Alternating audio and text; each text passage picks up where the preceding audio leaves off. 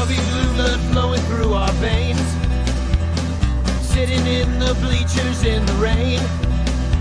We've shed a million tears and drank as many old-style beers out at the game. Let's go, Cubbies on Ranto. Michael Cotton. Son Ranto. Michael Cotton. Son Ranto and the lovable Lucy. Lucho Scali. Son Ranto. Michael. Son Ranto. Cotton. Son Ranto and the lovable Lucy. Michael Cotton. Son Ranto. Lucho Scali.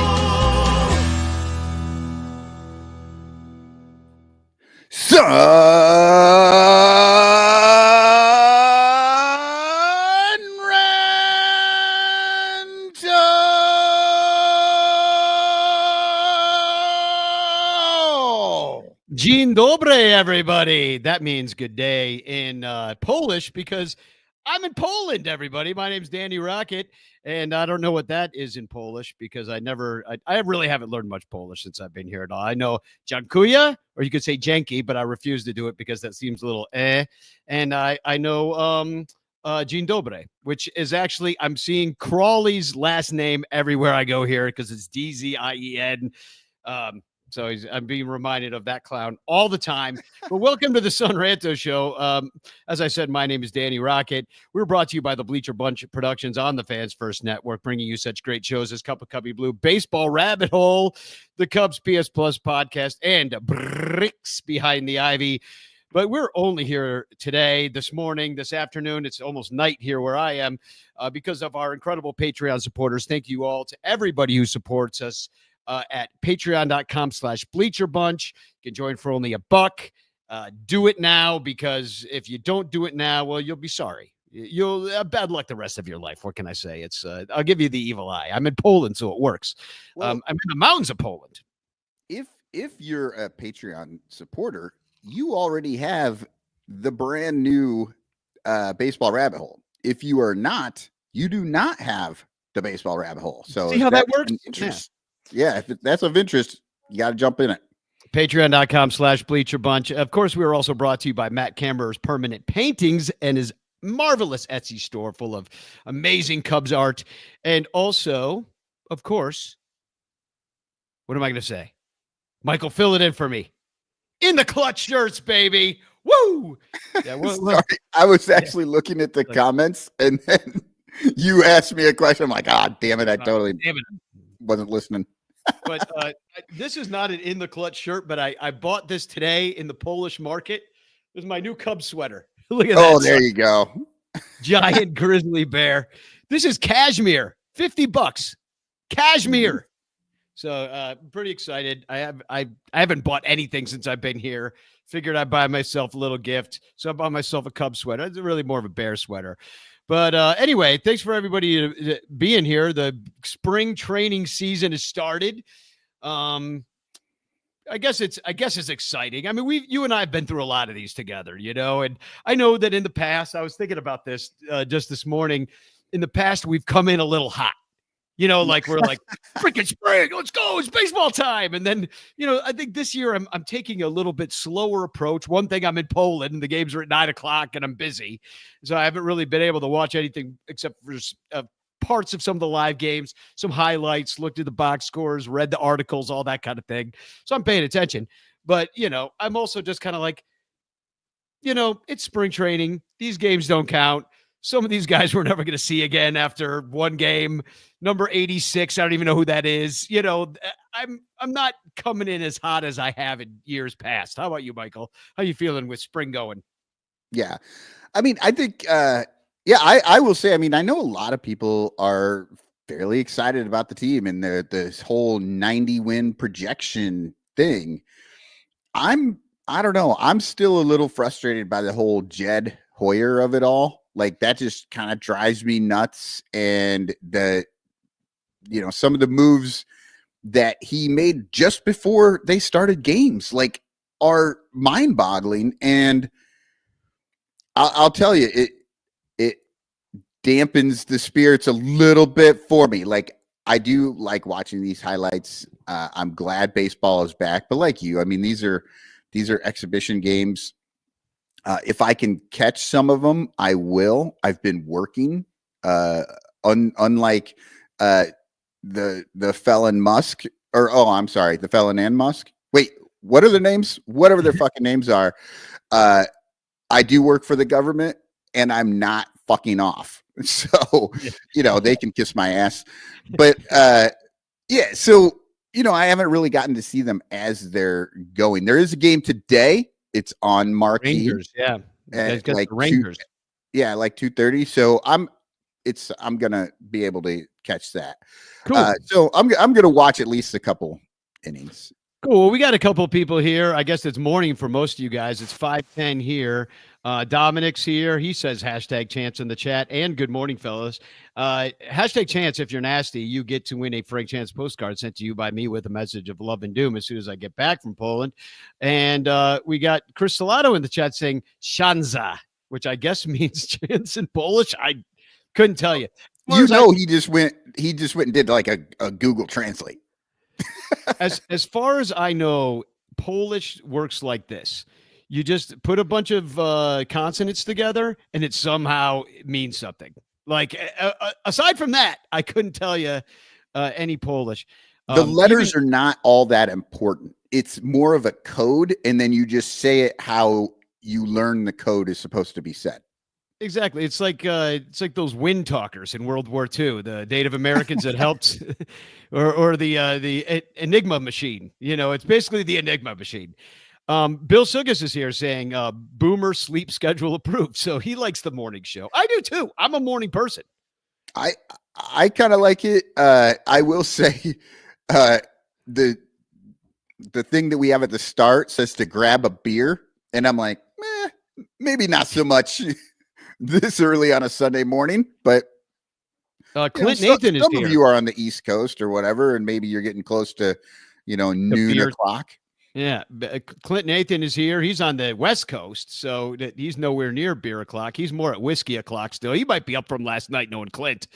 Rogue Wave Creative is here, one of our super duper ranters. Thanks for being here. He says, who is Workman? He looks interesting. I agree with that. We'll talk about that a little bit. Steve Schur is on his way to Sloan Park, I guess. Hashtag chance in the chat, he says. And Clint Nathan's grabbing a coffee. And we got somebody else speaking Polish here in the chat. It's Terry E saying Samarja. That actually translates to Cubs ace. Exactly. And Cubs ace 2013. Yeah. But sorry we're getting going a little late here. We were waiting for our rooms to be ready. They had to change a light bulb, and the guy showed up to change the light bulb, but we were waiting for all the people to turn the house. Oh God, I knew there was a fucking terrible joke coming. Come on now. That's a good one. So, well, thanks for being here. Really appreciate it. We're going to talk about these spring games, some of the roster moves that have been made early, which Michael already kind of referenced. Figured we'd take a spin of the bitch clock today. Why the hell not? It seems, talk about coming in hot. Bitch clock is one way to do it. And I was thinking, last week or 2 weeks ago, we decided to try to, like, quote unquote, take your calls by dropping the link in the chat to this broadcast where we can bring somebody on, maybe do a little bitch clock, maybe take, your comments, your questions. You don't even have to go on camera. You could just come on with audio if you'd like. But I'm going to open it up to the peanut gallery later on after our commercial break. But in the meantime, the Cubs are 3-0. And if you followed the Son Ranto show for all these years, you know as well as I do that after the Cubs went 11-19 in 2016, that every loss means a better season for the Cubs. So this 3-0 start is not good. You're racking up wins at the wrong time, baby. So not a big fan of this start. You beat the Dodgers twice, which is cool. I'd rather beat them in, a couple weeks when we face them in Japan and it counts.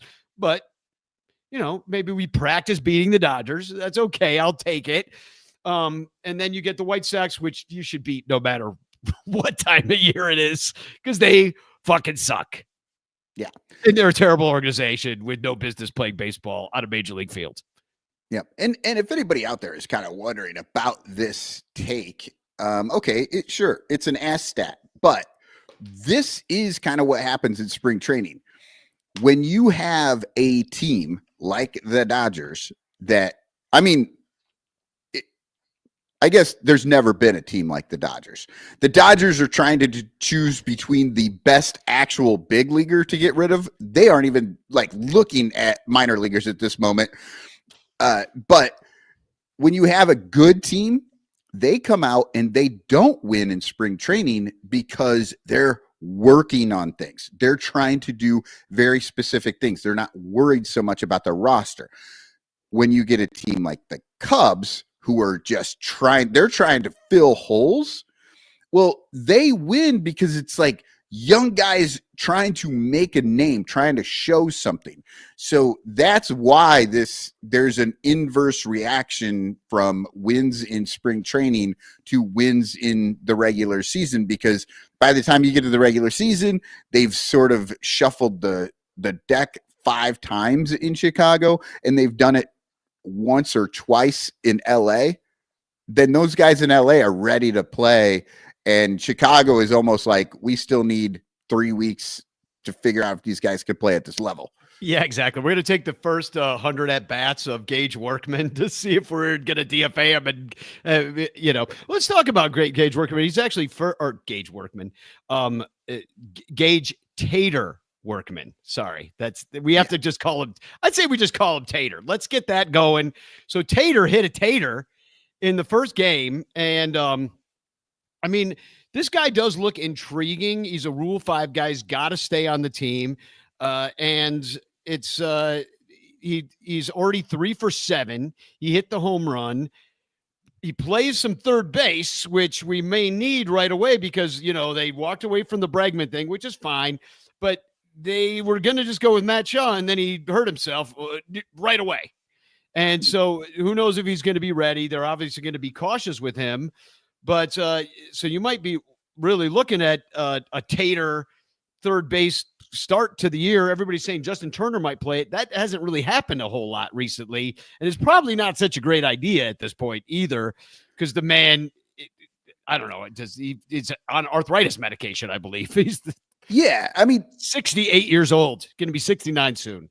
Nice. The thing I always remember is that last year, Christopher Morel, a young up-and-comer who played a lot of good third base over there, did make some mistakes, but played a lot of good third base, was so bad they couldn't even keep him on the team. And now this year, people are like, maybe we'll put Turner over there. Turner is a goddamn statue at this point.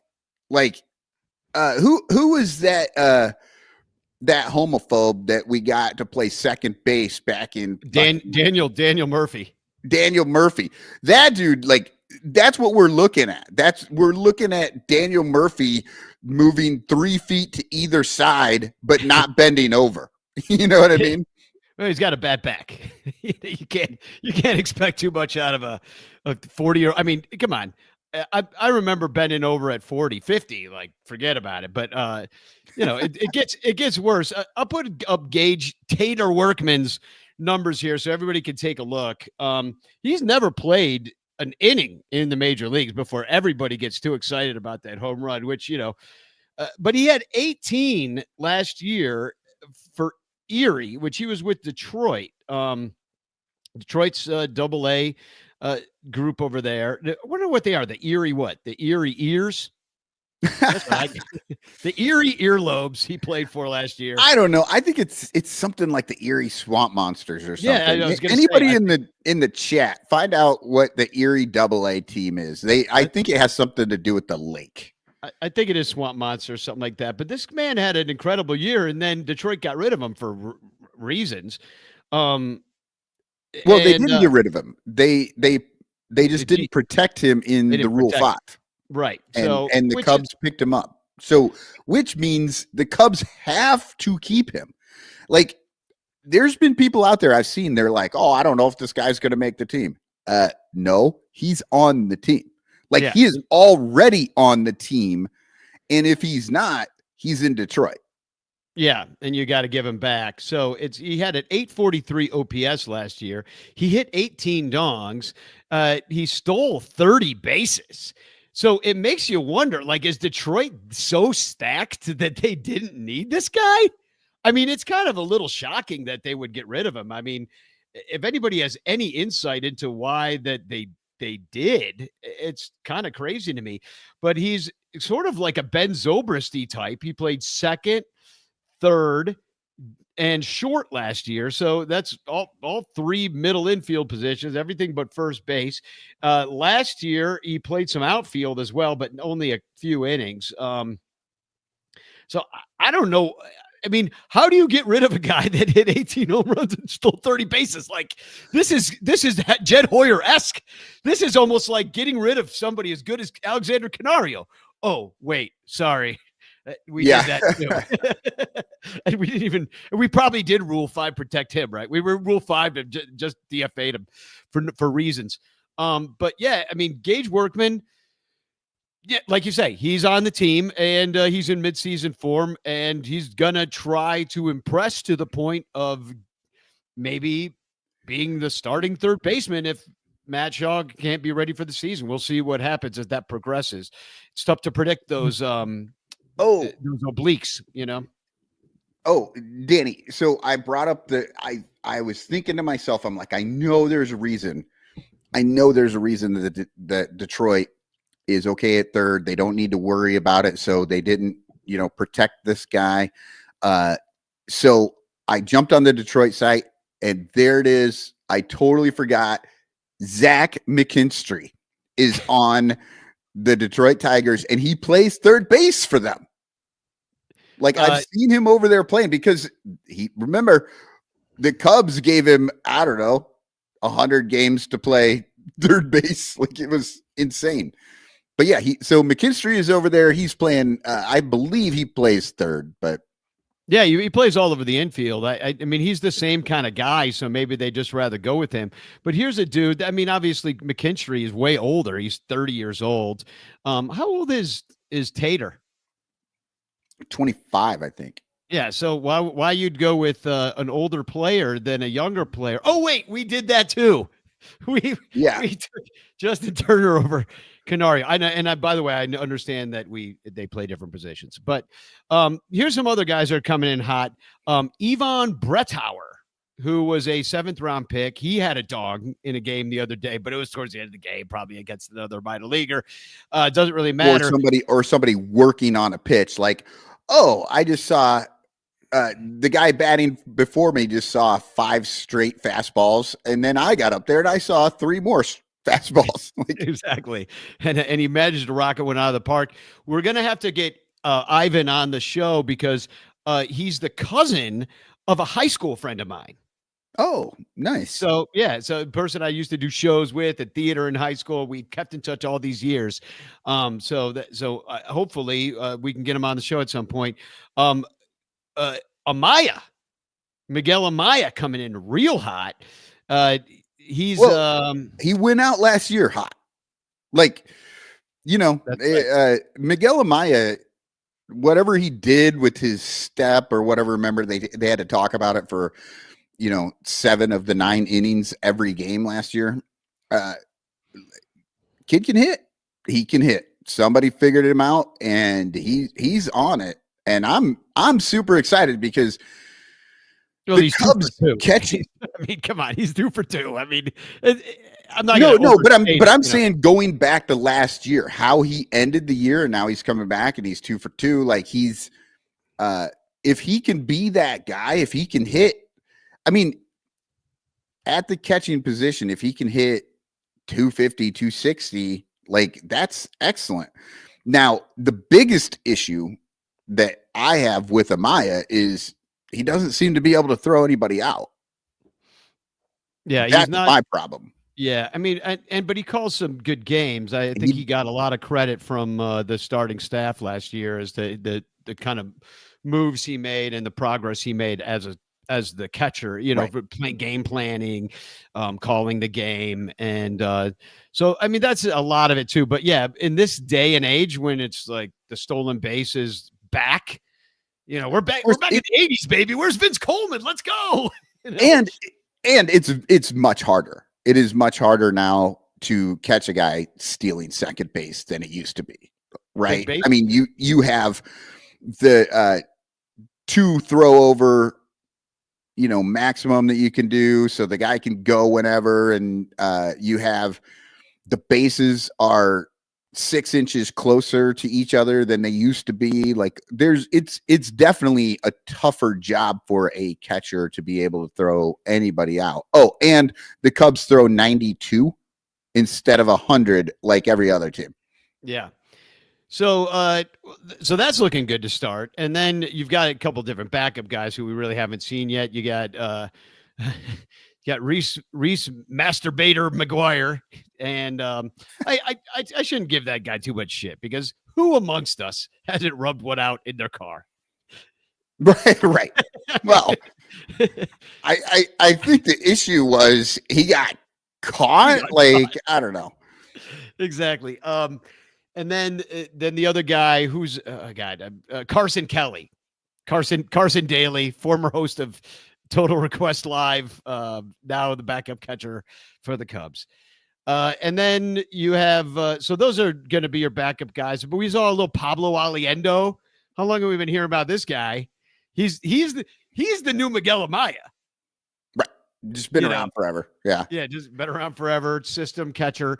Maybe who knows if he ever takes it at the majors. But and then Ben Cowles also had a home run. He's coming in hot. Well, and he's playing a little third base. Mm-hmm. But we don't need him because we got Justin Turner Overdrive, who Rogue Wave Creative calls him Justin Turner Overdrive, JTO. And then I believe that's Justin Turner career over. Wait, he's just old as shit. Over age? Justin Turner over age. That's his name. Over age. Over the hill. Yeah, Justin Turner over the hill. But of all the trades that Jet has made, I was thinking about this. Well, you all were asleep, and I was thinking this morning was that of all the trades that Jet has made, possibly the best trade that he made was the trade to the Yankees for Mark Leiter Jr. when we got Ben Cowles and Jack Neely. Those, I don't know if it'll work out, but because these guys haven't really played for us yet, whole heck of a lot. But it's possible that these guys end up being more valuable than anybody else that we got for any of those Blue Friday trades. Because none of them have worked out at all, Well, I mean, PCA, I guess, for Javi, but you could say that's worked out so far. That would be the one other trade.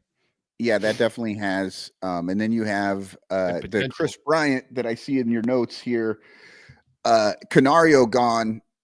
That was part of that, right? So now we have Caleb Killian. That's the last piece of that. And I mean, the book is still out on that guy. We don't quite know. There's hope for him for sure, but he still it's dwindling at this point, though. Right. He still hasn't really put it together. Maybe he can turn a corner.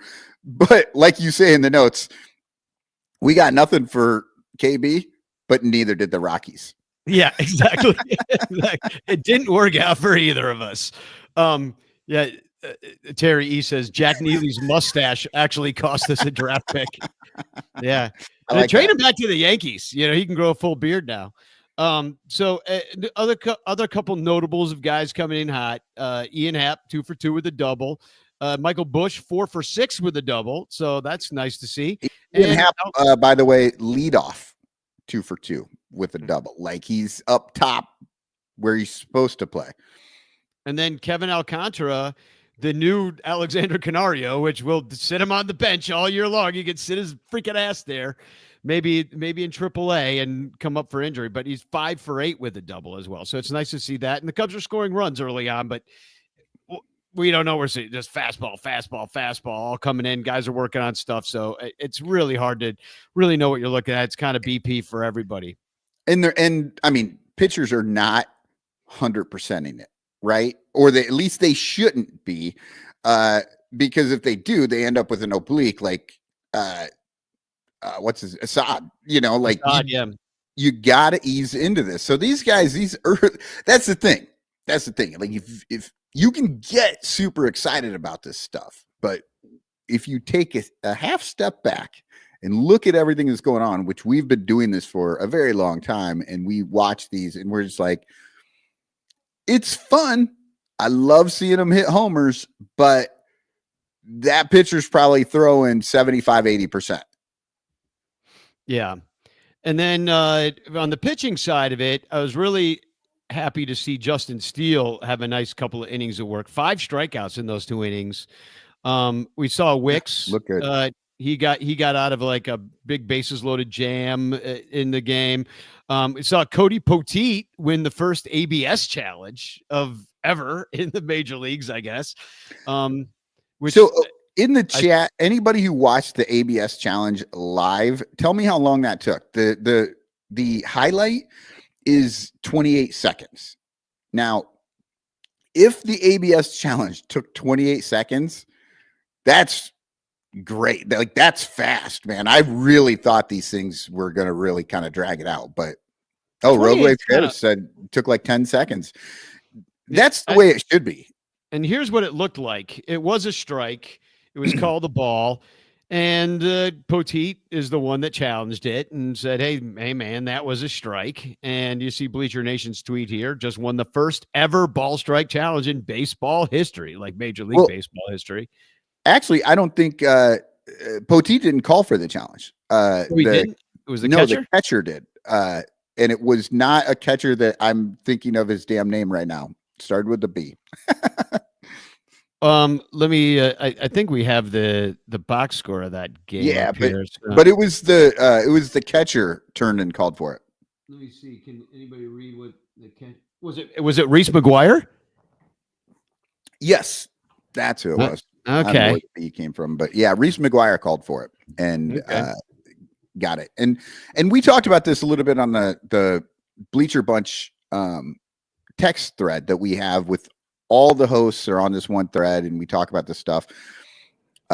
And look, catcher, pitcher, batter. I mean, you might even cut the pitcher out of it, right? Just have catcher and batter. Those are the two that can call a challenge, but that's the way it should be. And then Danny, I think you brought up in that chat, like that's what it should be out on the field too.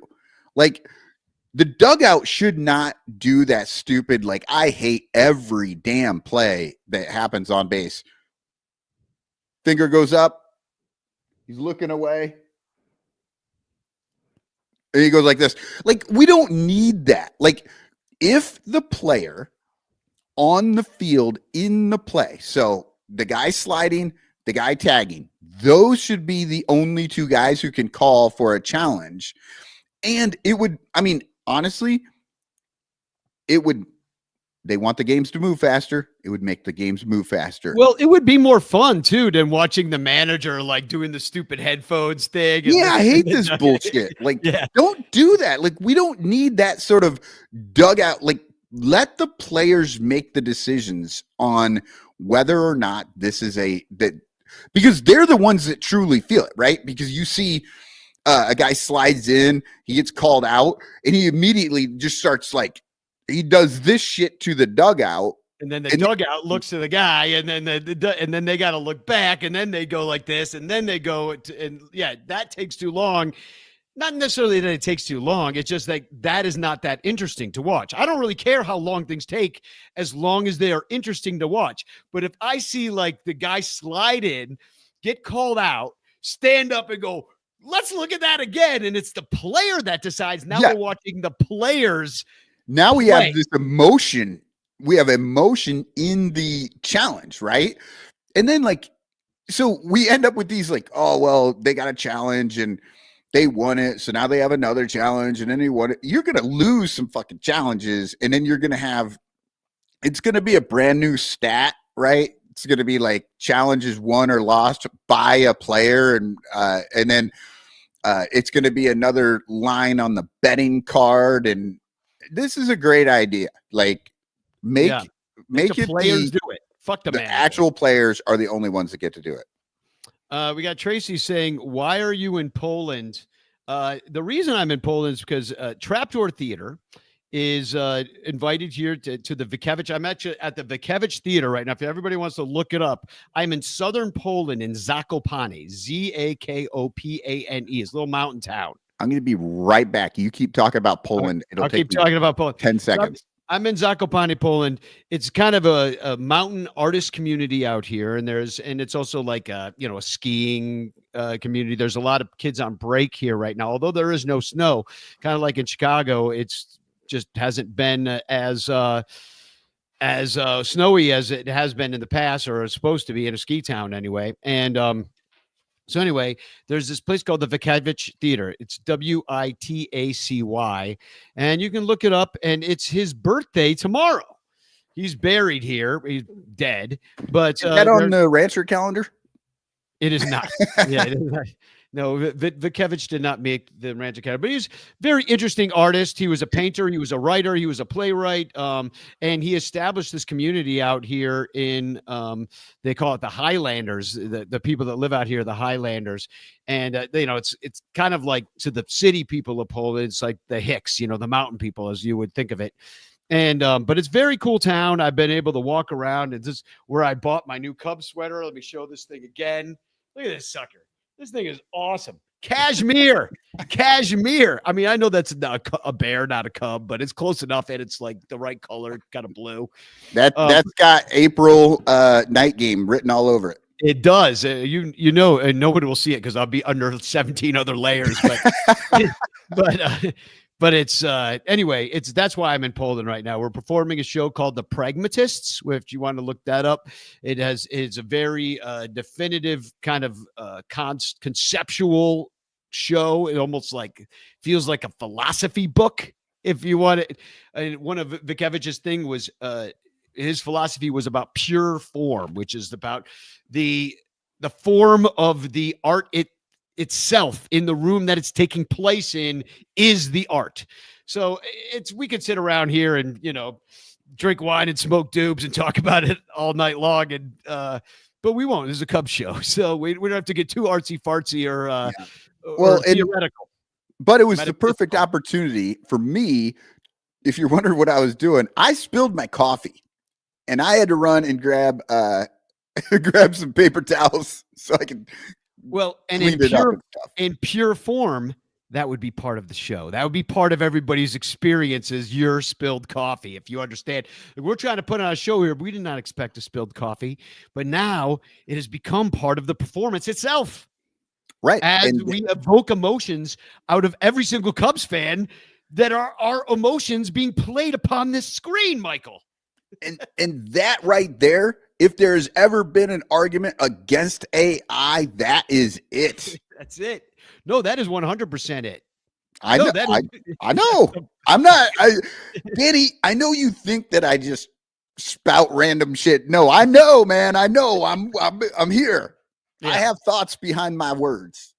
So a couple other things pitching wise that kind of happened for the Cubs. There's a couple dudes kind of came in hot. We got Brandon Hughes back, the lefty. These guys have all pitched one inning, but they've had 2 strikeouts in that inning. And if there's any complaint, I think that we've all had it out of the bullpen, out of the starters, is that we did not have the swing and miss stuff that maybe we wanted to have, especially from a velocity standpoint. So Brandon Hughes, Jack Neely, Ethan Roberts, Caleb Thielbar. I think it's Thielbar.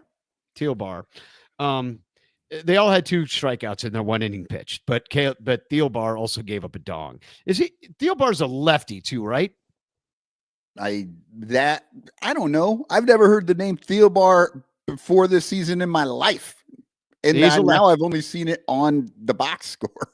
I'm looking at a picture of him. He's throwing with his left hand. So unless he's deaking me, But Right. Unless so that was an exhibition game, and like when Javi hit left-handed, he just threw left-handed that day. yeah, everybody's saying David Leap. He's a lefty. He's a lefty. So shout out to them. Daniel Palencia throwing 101. Which means DFA on the Right. Padres, new closer. Maybe throw him in on the back end just for the hell of it on a bad third baseman trade if you want. Yeah. We should look up and down the list of third basemen on other teams that we're going to be trading for at the trade deadline, and because it's going to happen. And this is the issue right now, right? With what's going on with the Canario DFA in order to get Turner, which is insane. Like, I think there's probably other guys. I don't know. There's got to be at least one other guy you could have DFA'd prior to. I'll name you a couple. Vidal Brujan. How about him? How about Birdie Brujan? Yeah. Any of those guys could have fucking just gone. And that's the issue. Jed Hoyer is trying to save his job. And he thinks the way to do that is to bring in experienced guys. And there's no way. I mean, whatever. Experience just lets you know why you just struck out. Yeah, that's exactly. It. Well, he always strikes out doing that. But John Birdie, 5'10", 190, 35 years old. Like, here's a guy, journeyman on the Blue Jays, the Miamis, the Miamis, the Marlins, and then the Yankees last year. I mean, he's got some speed in the past, but he doesn't get faster as he gets older, Jed. He had 41 stolen bases in 2022 for a crappy Marlins team, but that's because he had opportunities on that Marlins team. If he gets opportunities for the Cubs, that means that Matt Shaw didn't work out. And I don't know. And when you're playing the Marlins, you're not particularly worried about a guy stealing the base. You're just whatever. And Brujan says, and I don't want to, this triggers me a little bit because Brujan will make the roster because he can back up center field as well as infield. I think Birdie may go to make room for Gage Workman. And that might be the case because Workman, you got to keep or lose. I don't know what they can work out with Birdie. He's going to want a major league job, I'm sure himself. But here's my problem with this whole scenario. None of this is necessary if the Justin Turner overdrive or overage. None of this is necessary if you just simply keep Cody Bellinger. Keep it. Yep. Just keep Cody Bellinger. Now you have your first baseman.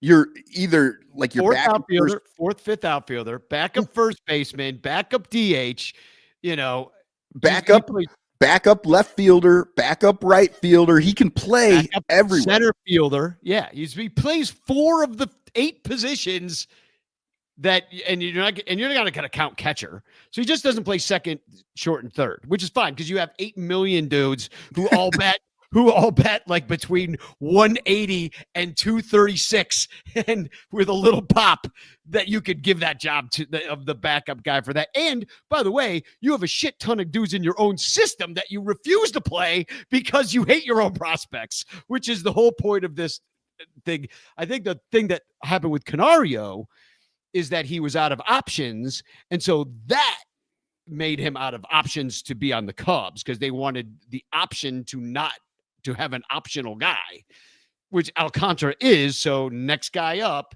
is Alcantara in that position, who they will also not play. And he'll probably come up, hit a few dongs, have an OPS of 900, and they will also DFA him in 1 year or 2 years from now, whenever he's out of options. And rinse, watch, repeat. What the hell are we doing here? Well, I heard Evan Altman saying real quick. He's like, I saw this. Evan was like, I saw this coming. I saw this roster crunch in the outfield coming. Why they didn't deal Canario before this? Now you had the injury. That was a bad injury, but you had 2 years since then to make that happen. and you did nothing. He was incredible in the few chances he got last year for the Cubs, and they still didn't play him. You had 2 years to showcase him in the outfield, and they just set him on the bench. Yeah, like, as every ranter in the freaking chat and every freaking post-game Discord conversation, every single one was like, play the goddamn kids. Like, I can hear freaking Joe, the Wrigleyville bum, Cosby says, play the kids. I'm like, yes, we all agree, except for the Cubs. They don't agree. Yeah, now, Danny, you just said, like, Alcantara is going to get DFA'd in a year or two, whenever it happens. Here's the hope that I have here in spring training, that Jed Hoyer's done, and the next Pobo doesn't hate Latino players, for one, and will give these guys opportunities, because next year Tucker is going to be gone, right? And so that's going to be one less outfielder, and we're going to need it. So maybe with a new person in charge, we see a little bit less of this insane just getting rid of people. I mean, the worst thing that can happen, and again, this is why, like, I'm coming in a little slow on the season. People are so excited. The worst thing that could happen is that the Cubs would win the division, running away with it, and freaking PK Ricketts would extend Jed Hoyer, because there's been nothing worse for both Ricketts, the Cubs, and the fans than Jed Hoyer over the last 5 years. Speaking of Joey, Wrigleyville bum, he says, if we would have kept Cody, we would not be able to break even. No, right. That's just it. We probably still could. We got the new Wrigleyville seat, the Wrigley bleacher seating. We got $20 beers. You know, it's not going to be cheaper this year. It's going to be more expensive, and Terry E says, unfortunately, Birdie signed for $2 million. He's probably not going anywhere because, good money after bad. I mean, it's really frustrating how this team's been run. And the way I'm looking at it right now, it doesn't feel like it's going to be run any different this year than it was run last year. Why would it? There are no different people. Yeah. Well, because you think they would learn from their mistakes, like I try to in my life, I'm like, oh, that didn't work out so well for me last year. I only, I didn't do as well as I could have. Maybe I could do better next time. Oh, what if I go for a walk and think about it, and maybe I'll improve my life. But no, these freaking clowns. They said it the other day on the Bleacher Bunch, which, by the way, I really enjoyed listening to that show. If you have not heard it yet, Evan Altman, really probably one of my favorite Cubs baseball minds out there. And with him and Mike Waller, they really made a great team. It's like the Bleacher Bunch is really like turning into what I kind of envisioned it to be, in that you have these different voices coming through, but Evan and Mike together was one of my favorite combinations that I've heard. And I was walking around today at the Polish market where I bought this incredible new Cubs sweater. And look at them. I'll show that. That's the front. Look at the back. Look at the back. Look at the mountains. Look at the mountains. Just gorgeous. Very nice. Yeah. It's like Arlington Heights there, right there. Arlington Heights, Prospect Heights. Isn't that funny that Chicago has that thing going on? There's like all these heights. It's like it's the flattest fucking place on earth. It's like Mount Prospect. Mount Prospect. There's no fucking mount. There's no heights. It's like the biggest. We used to go sledding in a retention basin. Like they had to dig out the basin, and it was just to prevent flooding. Terry E says, "What's the sweater made of?" Oh, need I say again? Cashmere. Oh yeah, Terry knew exactly. He was baiting you for that. Set me up. Set me up. Well, Blake Beard, one of our super ranters, is here saying #chance in the chat. And Clint Nathan saying we need new owners too. Amen. Then we won't be sitting here worried about breaking even. The last thing I wanted. Well, that's what I was going to say too, Danny. You're like, you try to learn from your mistakes and everything. Yeah, but you don't have money. if you're rich, you don't learn from your mistakes. You just have your accountant make it look like you broke even. Yeah, exactly.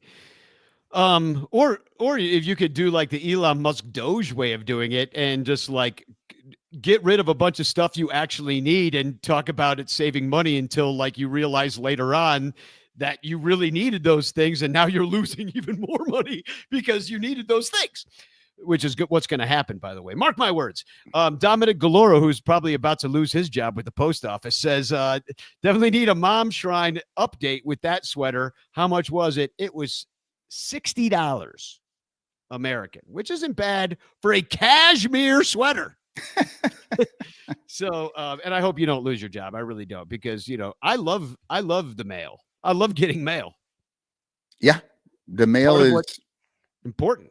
Yeah, and I love the way that they always make it out like the mail is so terrible. It's like it's the one agency that's like paid for itself for its entire life. Yeah. It's like that's the one that they're not actually paying for because it generates money unlike anything else. Yeah, you know what they should bring back the Pony Express. Maybe that'd get people excited. You have to teach the male people to ride horses. They're just like walking down the street and just putting mail in. I like That's it. awesome. So the last thing I kind of want to just bring up is, you know, of course, as soon as we see Canario, get rid of him. Oh, we don't need him. Then we find out Owen Casey's got a left groin strain. Don't worry, his right groin is just fine. And he apparently had some core muscle surgery last year. Yeah, that nobody knew about. I heard Sarah talking about this, and she's like, "No, that's called a hernia surgery."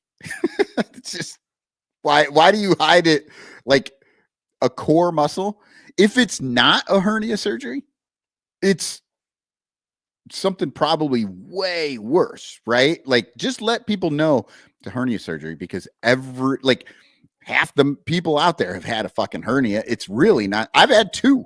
Like, it's not that big a deal. Then you're like, when they tell you that, you're like, oh, hernia, no big deal. When you say it's a core injury that they had to do surgery on, now I'm like, holy shit, what happened? What happened? Yeah. Dansby Swanson had a core surgery too, if you recall, that nobody knew about, that they hid the information on as well. But Owen Casey, you know, he's kind of like, well, after Canario and Alcantara, I guess Casey would be the next guy that will DFA in a couple of years to ensure that we get nothing for you, Darvish. So, yeah. Anyway, that happened. So that's a little disconcerting. All these oblique strains, Matt Shaw with an oblique, Javier Assad with an oblique. So, you know, I remember IFG talking about a couple of years ago about these rotational injuries. If these guys are coming in, they're lifting weights and stuff like that, that's not necessarily good. Like, we might be heading back to the old Rick Sutcliffe ways of doing things, where it's like, don't lift weights because you're going to hurt yourself.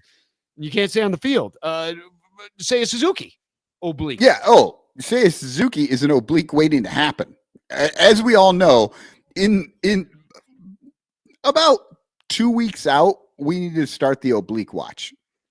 2 weeks out from the actual baseball games, oblique watch for Seiya Suzuki, because that's happened the last 2 years and he's missed significant. Yeah.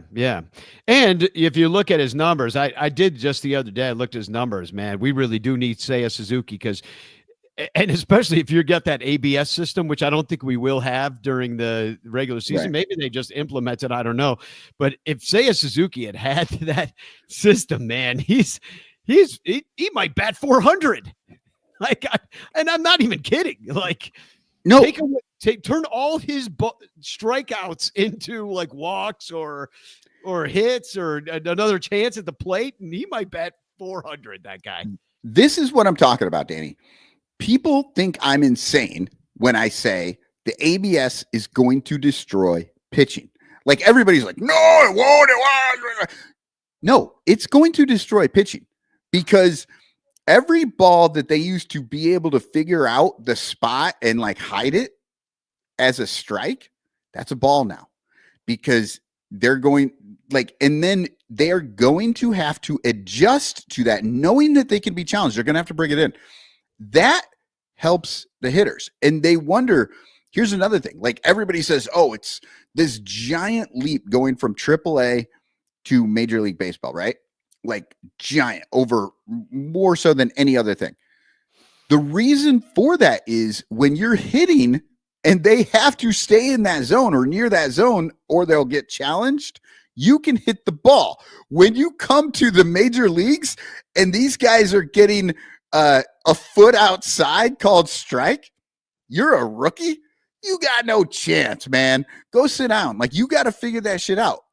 It's going to change fundamentally how that works. Now, this might not be a terrible thing, right? Because pitching has sort of been taking over a little bit, so it might be good, but it also could push it the complete opposite way, right? And it could destroy pitching. Like there will be a significant impact from this though. And that's the thing that I've been talking about is like, as soon as the pitchers just knowing that they can get challenged, they're going to have to come in a lot more. And when they do, they're going to get hit a lot more. Yeah, no. And, you know, it's going to make for some more offense. Let's hope, because, you know, a bunch of short, and Bill says only a few calls per game. Yes, Bill, but that's what I'm saying is the pitcher knows that, and they know that they're going to get called, right? And look what happened with the replay challenge.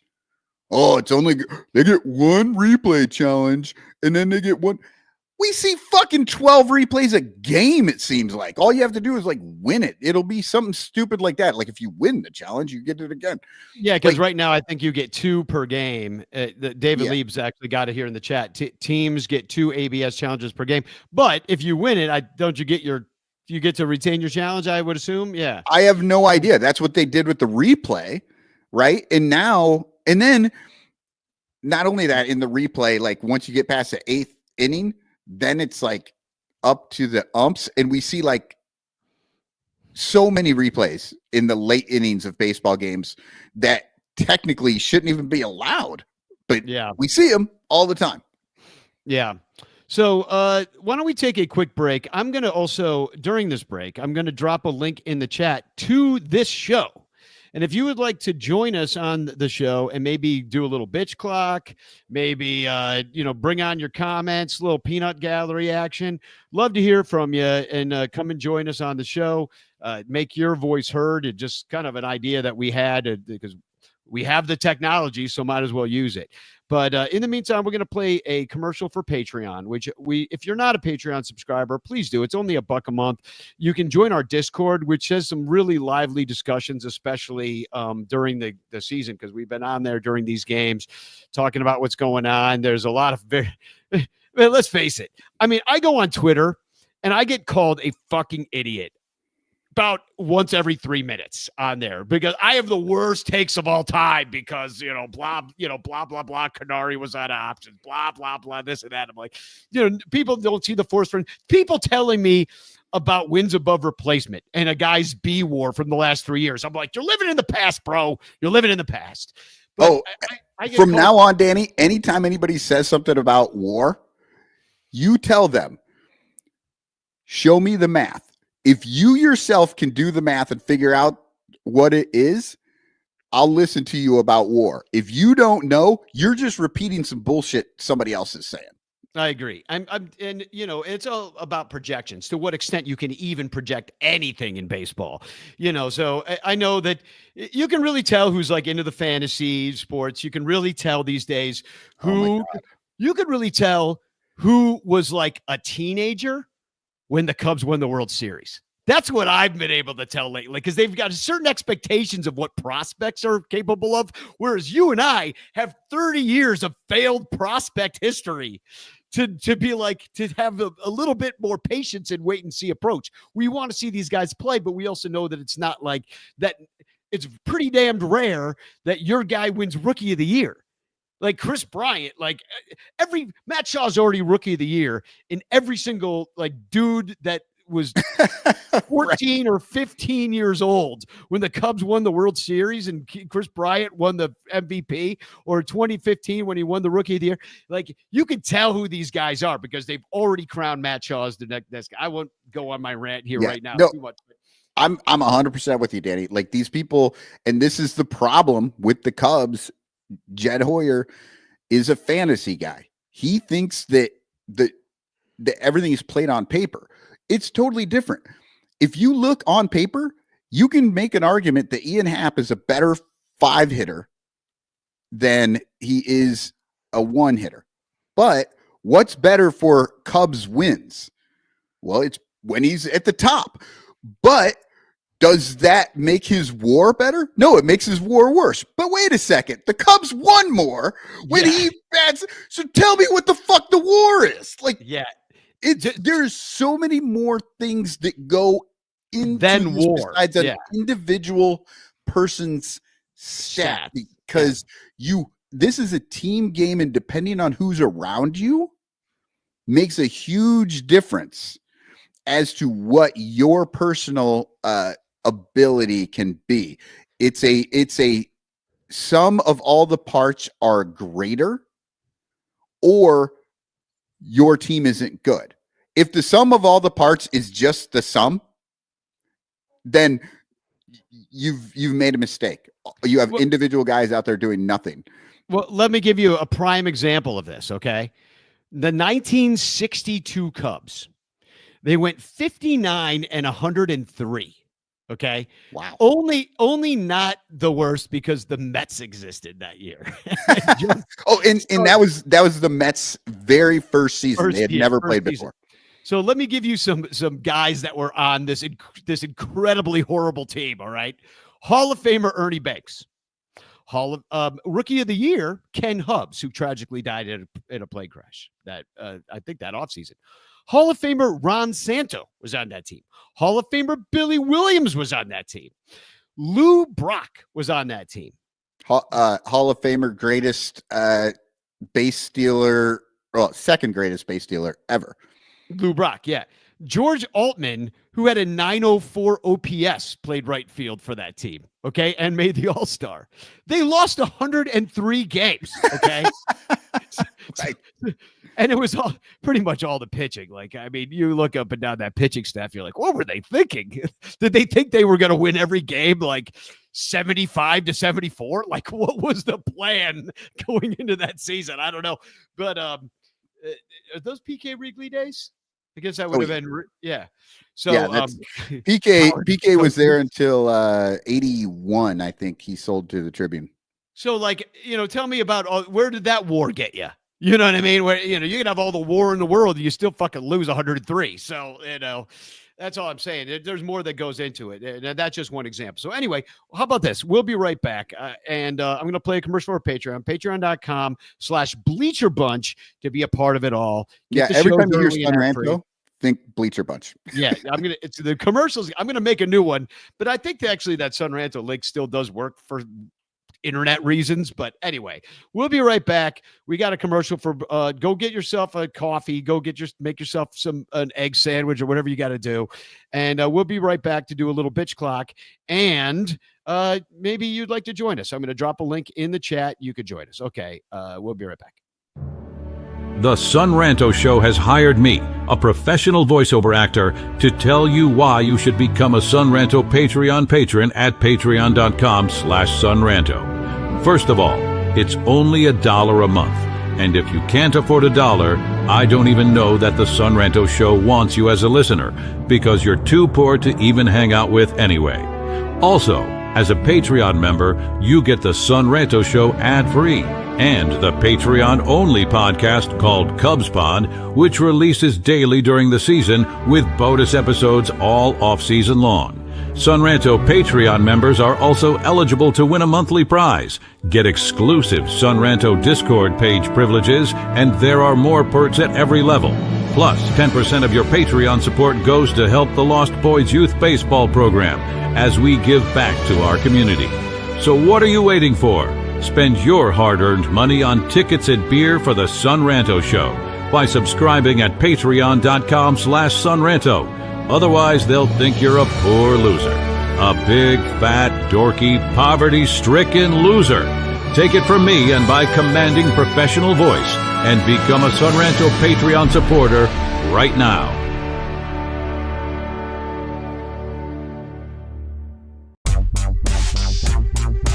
If you like the Cubs a bunch, buy your t-shirts from In the Clutch. We've got all the best styles for you. Dansby, Saya, Morel too. Clark Fly in his double U. Cody Bellinger, smoking dudes. Vintage shirts from days of old. Patrick Wisdom and Nico. You'll look sharp wearing your stro. 10% off with the code SONRANTO. SONRANTO. InTheClutch.com is your store for the most fun baseball shirts on the planet. Don't forget to use promo code SUNRANTO to knock a couple bucks off your purchase. Stack or die, we need more cups. Get it all at In The Clutch. Cause if you like the Cubs a bunch, buy t-shirts from In The Clutch. Get it all at In The Clutch. Get it all at In The Clutch.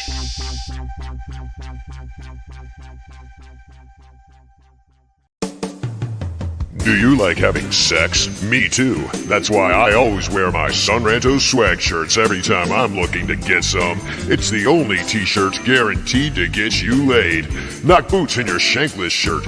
Bump uglies in a ranter long sleeve. Ride the skin-busted Tuna Town in a Dabbing Cubes fan shirt. Take gold one-eye to the optometrist in your bull penis awesome attire, or smash pissers in a spagog shirt. Son Ranto swag shirts are just like people. There are many different sizes and colors to choose from. Plus, at Son Ranto's swag store, you'll find vintage John Baker Day, designated hater, and Matt Cameron drawn rally titty designs on everything from shirts and hoodies to baby onesies, bags, and hats. Go to sonranto.com/swag and check out all the sexy styles guaranteed to get you laid. You'll be stuffing the soft taco in no time. sonranto.com/swag, guaranteed to get you laid. Wearing Son Ranto swag products not guaranteed to get you laid. Son Ranto swag is not responsible for your sex life. Son Ranto swag is for entertainment purposes only. I hadn't played that commercial in a while. I thought I needed another second to get my coffee to boil. So no worries. Hey, real quick, I wanted to address a couple of things that were in the chat that we haven't gotten a chance. Rogue Wave asked about my hat. This is the Chicago Whales hat. Federal League, whale on the back, right? So I've had this for a while, but that's what this is. They were asking, and Bill saying, show this receipt to Cotton this fall. Well, first off, I don't think ABS is going to be in the league this year. I think it's set for 2026. But please, anytime. The one thing about Son Ranto, as opposed to most other shows, we are all here for the receipts. We have strong takes. We don't come in fucking bullshitting. Like, we're not coming in like, well, if everything breaks right, they'll be 6-9, or maybe it'll be 7-8. Nice. Like, we don't do that bullshit. Like, we come in and we're like, no, this is what we believe is going to happen. And you know what? Son Ranto has a very strong record. We do get things wrong. Absolutely. But if there were podcast advanced stats, I think we would have some of the best core out there. I agree. The one thing I think about this a lot too. The one thing I think we got more wrong than anything was a long time ago. Was when Lyle was on the show. Which, by the way, Lyle is he's ice fishing. He sent us a picture. We tried to get him on today, but he's ice fishing. He showed us I don't have it to bring up, but he caught a pretty good looking fish. If you want to show, I got it right here. Yeah, show on your phone. But he caught a pretty big ass fish, ice fishing. So he won't be joining us this morning, but he will, of course, as the season comes on. But look at that. That's I don't know, what kind of fish is that? Big. I don't know. I think it's like a shark. Let me see if I can run it. Oh yeah. Oh, you can't hear it. I can't believe he's freaking holding that thing. It's so gross to me. Unfortunately, you can't hear it, but the best part about this, because it's shot with like iPhone and it's live, so there's like a little bit of video. His laughter is just pure joy. Like he is so excited about that damn fish. Yeah, he is.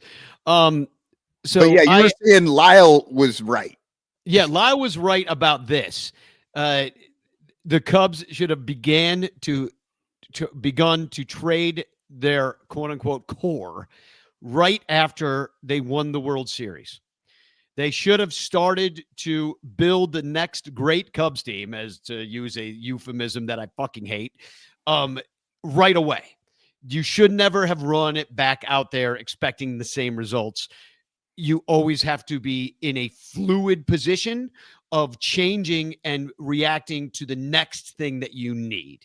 And that is the one thing I think because we were like, so wrong. We're like, what do you mean trade the guys? We got Javi, we got Rizzo, we got, we were those guys. We were like, no, we're gonna three-peat. Yeah, we're gonna four-peat. Remember? And they did. Yeah. They showed against the Dodgers. They showed up to that NLCS. But after we got through that National Series in 2017, I was like, in my heart of hearts, I'm like, we're done. At this point, we're done. I knew we weren't going to win that series against the Dodgers, just because we took all we had to get through the National Series. And I was like, I think that might be it for us. And at that point, I realized Lyle was right. But, Clint says, then the bats died. Exactly. Remember the one run? Remember when they scored one run a million times and they won 1-0 a million times? Well, now we're losing 2-1 those very same games. So, but here's the thing, Danny. Lyle was correct. But he was and is part of Son Ranto. So we get to put the hands up. We win. Yeah. Somebody on our show knew what the fuck they were talking about versus everyone else. And for people who weren't around then, obviously, a lot of people, he wasn't saying like trade everyone. He was talking about like Kyle Schwarber was at the height of his value, maybe like he was taught. I think maybe he was talking about trading Javi, but also maybe talking about trading Schwarber because at that point, now he had been hurt and then he came back for the heroic 2016 thing. Maybe after 2017, he was really banging the drum on Schwarber. Because he had no place really on the team without a DH going on. And I think it was mid 2017. He was like, no, Schwarber is out there. He's playing. Like, there's an opportunity here to start moving on. And yeah, I mean, he was right. There were certain players, like he wasn't saying trade Rizzo or KB, but there were certain players on the team that had a lot of value that they could have moved on from and built better. Yeah, and Terry E says, but here's why Tom wanted to run it back out there. Bryant, Javi, and all those guys were all pre-arb. And yeah, he's like, how am I going to break even if you get rid of these guys? Well, guess who the hell else was freaking pre-arb? Alexander motherfucking Canario. Yeah. And you're like, we don't need that. Let's sign a $6 million Justin Turner. Christopher Morel was pre-arb. Let's get rid of Christopher Morel, who's making $700,000, and pick up Isaac Paredes, who was worse the rest of the year at defense than Morel had been. He cost them $300. Well, his overall price for the year was $3 million, and the Cubs went over the luxury tax because by like of him. Yeah, $500,000 or some bullshit. Yeah. Like. And now they're going to reset for reasons that I don't understand during your big. I mean, look, I don't want to get into that aspect. Maybe we could put that in the bitch clock and we'll land on it. In the meantime, I did want to kind of leave it open to people. If you don't want to join us, I did drop the link in the chat. I'll put it up here, but it's StreamYard.com and then a bunch of letters and numbers and stuff. But if you want to click on that and try to join us on the show right now, you're more than welcome. Also, I'll put this out there. If you would like me to add something to the bitch clock right now that you would like us to bitch about, and maybe we get a chance to do that, or if there's something you'd like us to discuss right now that's maybe on your mind, you could also put that in the chat. Oh, here's something. Rogue Wave Creative says, curious, we all know Theo gets all the credit, but do you think it's fair to give him quite a bit of blame as they kind of went down? Absolutely. And in fact, Theo took a lot of the blame himself. He said we fell too in love with our guys. And that is some of the issue, how they painted themselves into a corner whereby when the 2020 pandemic happened and they had to quote unquote cut guys because of the biblical losses that did not really exist, that are made up and bullshit, just like the Doge cuts. But at that point, I feel like Theo did take some of the blame. I don't feel like Theo. I feel like Theo ran away in many respects. Like he ran away from the bullshit that he created. But because I think he saw that he didn't have an opportunity. He was not that last year. He knew he was not going to have an opportunity to make things right the way he wanted to do it. So he left. But yeah, Theo definitely gets blame. He takes blame, and he also gets blamed for that Red Sox team. They won in 2004 under his watch. He built that. Then they disappeared for a few years and were bad. He started building them again, and then he left to go to the Cubs. The second team that he sort of started got picked up and then finished, right? But yeah, he kind of did the same thing with the Red Sox in 2004. Gave him a few more years, they fell out, and then he had to start to rebuild. Well, we got Clint Nathan here. Clint Nathan has decided to join us here on the ranter section of the Son Ranto Show. Clint, welcome to the Son Ranto Show. How you doing, brother? Brand new, feeling good. Got my coffee. I'm here. There you go. Dude, that beard is looking mighty trim. Yeah, it's like looks sharp. It looks like you could cut a man's eye out with that. Maybe do like little minor surgery. He looks like he could play for the Yankees. Yeah, every 10 to 14 days, I get the trim. Very nice. So, what's on your mind, brother? Just following along. Can't lead the conversation. I'm not there yet. Yeah, no, I think you wanted to do the bitch clock, Danny. Are you going to show us our categories? Yeah. How about if I bring up some? First of all, I'm going to put you in the bitch clock seat just to start it out here, and I will share the. See if I remember how to do this. It's been 5 seconds since I've done a show. I think I missed 1 week of shows and I forgot how everything works. So we have a few categories here. Some of these are left over from last time. Japan games, those are in the bitch clock. Ronnie Woo Woo being sick, which he's still sick. He's still alive though, so that's good. Breaking even, Tom breaking. I'm going to put Tom there. Tom breaking. I'm not breaking even. I'm going broke. Yeah. Marquee Network. I think that's pretty good. Our overripe prospects, which we saw, I think that referred to Canario, and now he's not overripe. He's on another team. The numbers. And I like this one. This one comes from Chris Salato in today's chat. He says, $125 ticket package for 3 months worth of home games for the White Sox, but I can't go to one Cubs game for under that. Which I think he's referring to opening day, which I think it was $109 for a bleacher seat.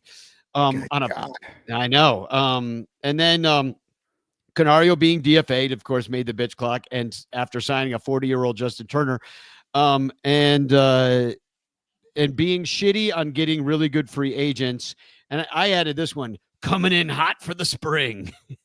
A lot of people coming in hot. So why don't I? Let's see if I can. How do those look to you, Clint? You got one that you're hoping to get? Okay, so I got a master's degree and it was written on corruption and billionaires. So if we're going to talk about billionaires feeling poor. Ooh, there we go. Very nice. Everybody cross your fingers that Clint gets that breaking even. I think a lot of people are in. Sorry, we weren't ready for that. But I feel like there's a pretty good appetite to rip on billionaires in this day and age, this particular moment in our history. Another thing Son Ranto has been well out in front of. You think? So, all right. Well, I think let's put this in the. We're gonna view this. We're gonna give it a spin. See what we come up with for the bitch clock. Oh, what's gonna happen? Oh, yeah. I swear to God, we do not do this. We just put out positive vibes into the world. That was totally random. Yeah, Tom Perfect. breaking even is the category. So you're on the bitch clock seat, and are you ready, Clint? I'm as ready as I can be. The coffee is still kicking in, so let's see what happens. Yeah, let's see. Well, just take your time. Get your thoughts together because Tom breaking even is a really important topic to Cub fans in this day and age. So here we go. Well, You have 30 seconds to bitch. the year is 2024, and we're not close to the threshold, but we happen to skip over the threshold by a few $1,000s. We go out and get Kyle Tucker on the premise that we're going to extend him, and we're not even going to do that because Ricketts has to have his $90 seats for the bleachers, and everything else must cost at a minimum of $400 per game per person. So that means a middle-class family can't even afford an outing at America's ball game, America's favorite sport. Amen. Amen. And and that's really the kind of the problem that I have with the whole situation. It's like, if you're going to charge these premium prices, for now, granted, this is face value. A lot of these tickets will not end up. I'm certainly not going to pay $90 to go to these games. Like, I'm going to pay $9 to go to the game that somebody else paid 90 for because they got fooled into doing it. But at some point, I would like to see a team on the field that might reflect these prices, because you correct me if I'm wrong. You're out on the West Coast. Are you in the Los Angeles area? Yeah. So full well that the Dodgers aren't charging $90 for. I mean, they've charged for the the Mary Hart seats in the in the front row. It varies. It's, I usually try to sit around the first baseline. That's where the Cubs are. And somewhere in between the dugout and the foul pole. Usually it runs me around 75 to $150. But I was just looking last week and they're $250 easy. Oh, for face value for those seats. Resale. They're all sold out. So everything's resale now. But we're trying, yeah, and resale is an up and down thing. But yeah, we were kind of talking about the face value. Like, the Ricketts are doing this dynamic pricing garbage, and so that they can raise. Dodgers are too. Yeah, based on demand. Yeah. And now personally, I don't believe that dynamic pricing is reality. I don't believe that is a true marketplace. I think it's more akin to maybe how. Like fractional, what's that called with the trading, the high speed trading on the stock market goes, where like they get in front of your trade. Like, I'm going to try to buy like a couple shares of AT&T or something, and they see that I'm willing to buy it at 98, and then they get in there and they only let me buy one share at 98, and they said it's actually $98.50. Now you got to buy this, and they make money on that trade in between. I think that's kind of what we're looking at with dynamic pricing, because dynamic never means it goes down. Dynamic only means it goes up. Right. You also got the bots that these resellers possess, and they get in front of the line and they buy multiple. So they're buying a bunch in different areas, and that drives the price up too. Yeah. Well, and here's the other thing too. Like, we talked about this back when Daddy Ricketts had his racist emails come out and all this stuff, and we kind of made the jokes like, yeah, Wrigley's going to end up being segregated, and they're going to have fences just like they did back in the Jim Crow era. Well, guess what they brought out this year out in center field? A fenced off area, and that's only for the richest people. So they're not doing, I mean, to this point, they weren't doing it with actual fences. They're using dynamic pricing. They're using these prices to weed out the poorer sections of the city.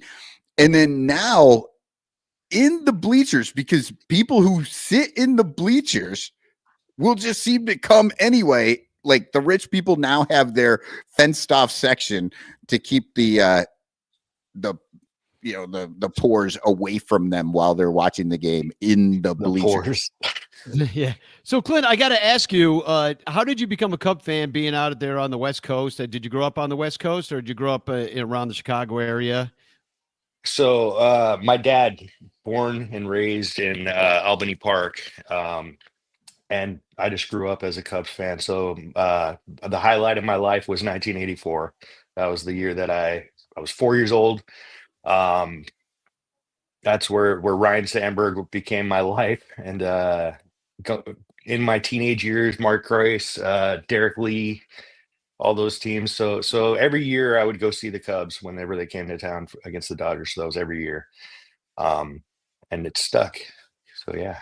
Used to be what, 2 times a year, right? I mean, then they used to go out there to a couple West Coast trips. Isn't that how that used to work? It wasn't just once a year before, right? Well, growing up for me, it was once a year. Dad would be like, "All right, Cubs are in town. We're gonna," and so I didn't follow when they were gonna be in town. Just when my dad would be like, "All right, Cubs are here. We're going." We're going, yeah. Yeah. But I think you're right, Danny. I think back in the day, well, because back then there was only the 2 divisions, right? You had the East and the West. And so you would do you would play the teams in the West twice a year, or 4 times, I guess. 4 times, yeah. So that's cool. I mean, that's the cool thing about, and you could probably follow the Cubs because of WGN a lot better. And that's the other thing that's kind of going away, talking about walling off fans from the product that they're trying to sell. Like, one of the things that was in the bitch clock that we saw was Marquee Network. Like, they couldn't even be bothered to show us the first game of the season. Yeah, of the spring season. They let the Dodgers do it because it was an away game, but like, they have their own goddamn network, and they're like, we're good. We'll do it tomorrow. Don't worry about it. We don't need any pre and post game with Taylor and the gang, but We always got time for Taylor, though. So, well, thanks for coming on, dude. We're going to try Thanks to for wrap having up me. this. Yeah, we're going to try to wrap up this show. I just kind of saw the time in true Son Ranto fashion. We're going to go long, of course, but they're yelling at me from outside because apparently nobody can come into this room.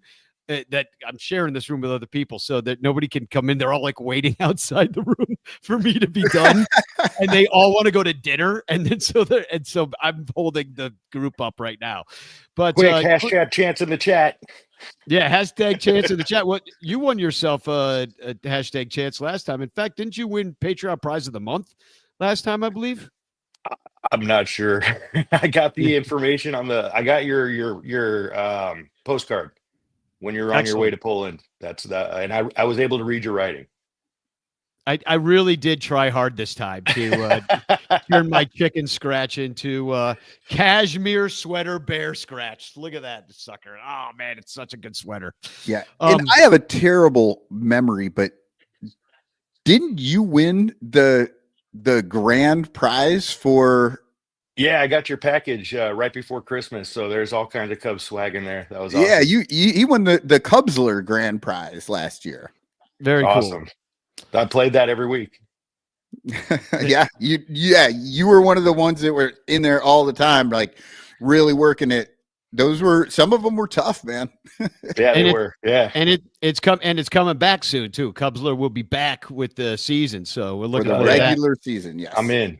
Clint would love to have you in Chicago this year, hang out, grab a couple and go see a couple ball games. Hopefully hopefully I'll get out to the West Coast. The week after Father's Day. I'm shooting for that week. Oh, excellent. Nice. So middle end of June. Yeah, sounds good. Yeah. All right, brother. Hope to see you guys. Thanks for coming on. We'll see you later. Michael, would you like to take a spin of the bitch clock while we're here? I can. I mean, you're the one on the schedule, so what do you want to do here? Well, I think we each got a time for some bitch clock, a TFC, and we're out of here. All right, we'll rock this sucker. We'll rock this sucker. All right, so put the bitch clock up here, or it's with the wheel of grievances. We're gonna take Tom breaking even off the list here and give it a spin. What do we got? What are we gonna get? Oh, Marquee Network. Oh, okay. Yes. Okay. Are you ready, Michael? I'm ready. You have 30 seconds to bitch. Okay, you cannot talk about Marquee Network without invoking WGN. The reason most people are big fans of the Cubs is because WGN was available for everyone to see. Same with TBS and the Braves. That is the way that you get fans, is to get people to watch the games. Putting this shit on Marquee, which is a paid thing, putting it on Apple, putting it everywhere, and not letting people find it, that is a bad idea. Stop And your bitching. Marquee being the main source is terrible because they fucking suck. Oh man. Man, I went a little long. I needed 60 seconds, maybe an hour for that one. Understandable. Yeah, it is something to bitch about. Well, we have all season to bitch about Marquee.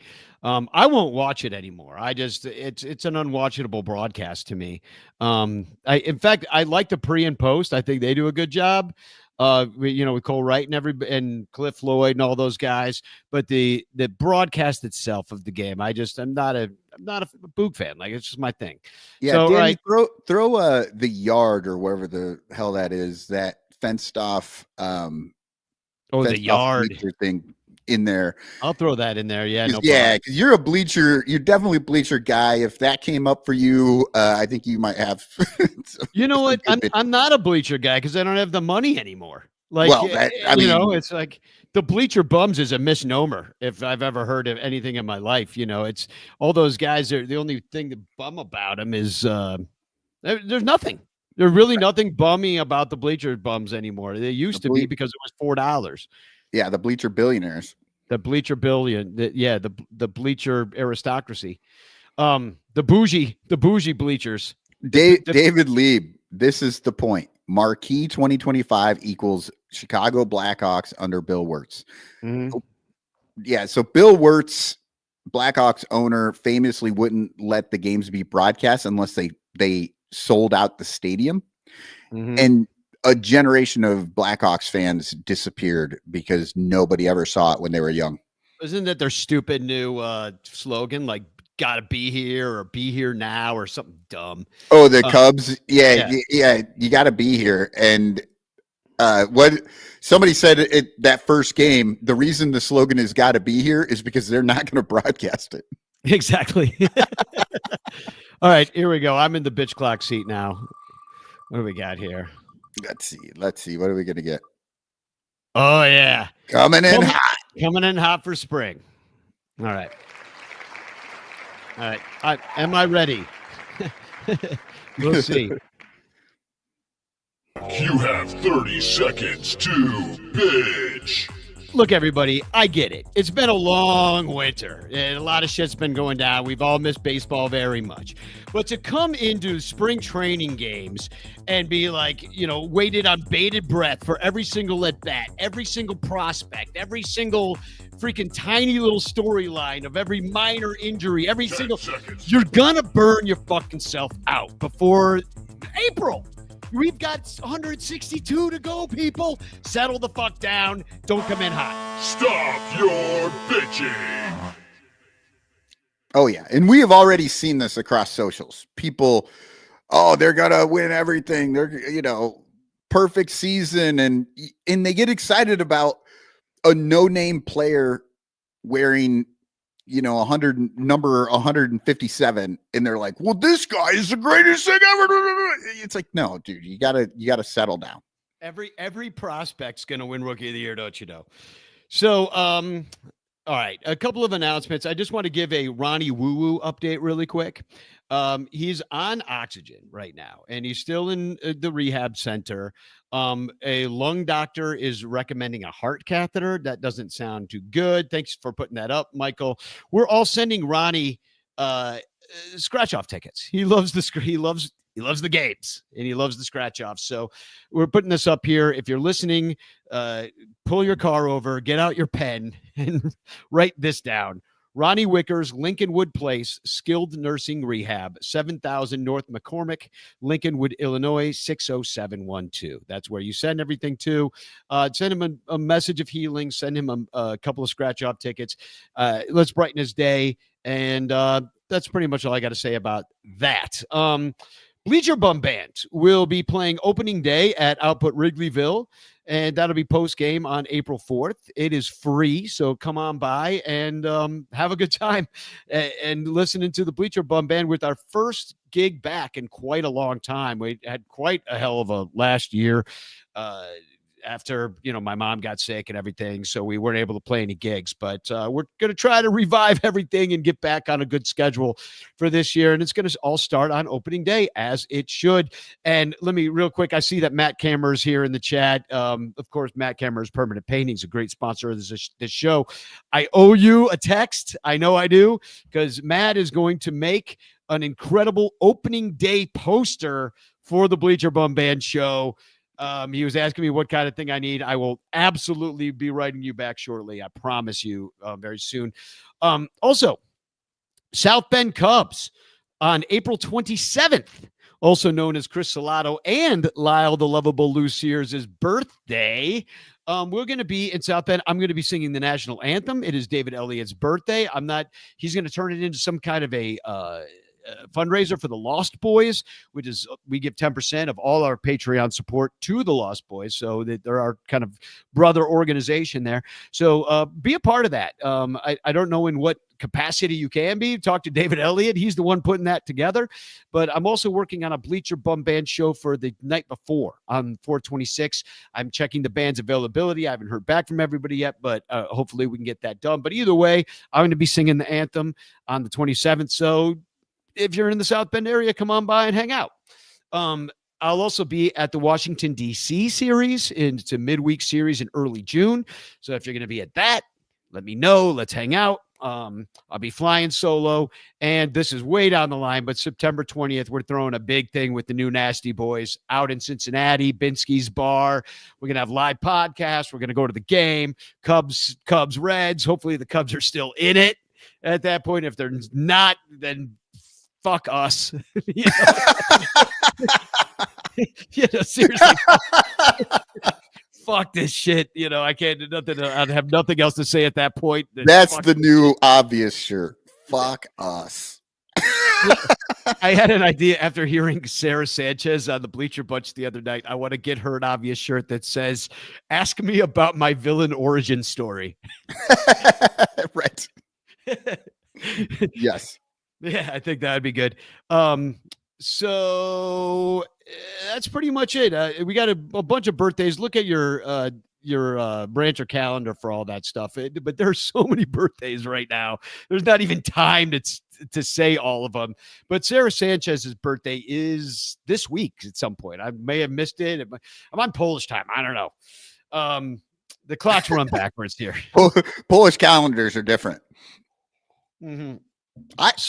And Danny, I don't know, maybe something got lost in the mail or something. Dominic, maybe tell me about that. I didn't get a Ranter calendar. No, you didn't, because it's at my house and I was planning on sending it to you. And and I just kind of ran out of time. I wanted to send, because I wanted to give you a bunch of stickers and stuff like that in a package, which I couldn't do if anyway, I'll get it to you later, but I get so excited when you tell me you're going to give me a package. So anyway, personal delivery from Danny. I'd like to thank all of our Patreon subscribers. Oh wait, we got to do #chance. Sorry.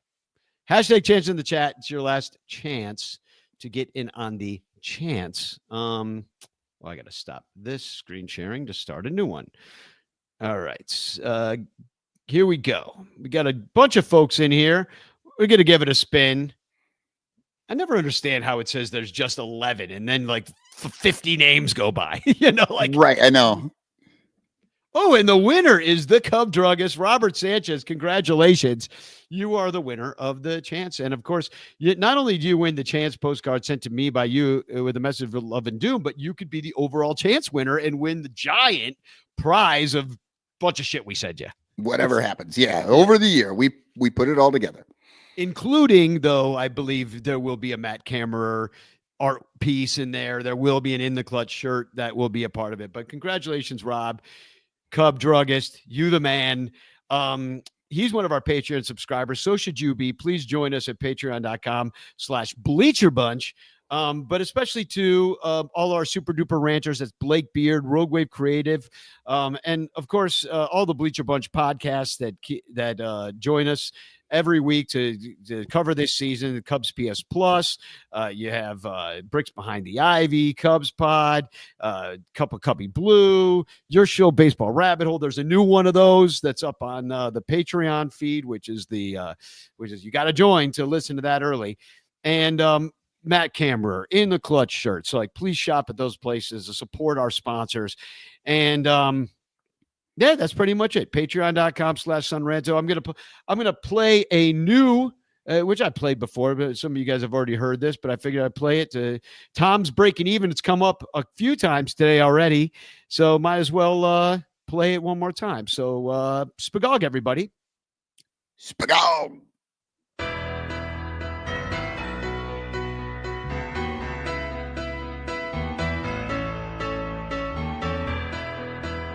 Just a billionaire owning the Chicago Cubs. Won't spend like LA, their payroll's too high. Come to Wrigley Field, drink a $30 beer, while the fans are getting gouged on the ticket price. Mets and Dodgers buying all the best players, fielding the best starting nine. Cheap ass Ricketts underneath the luxury tax haven't done much in a while.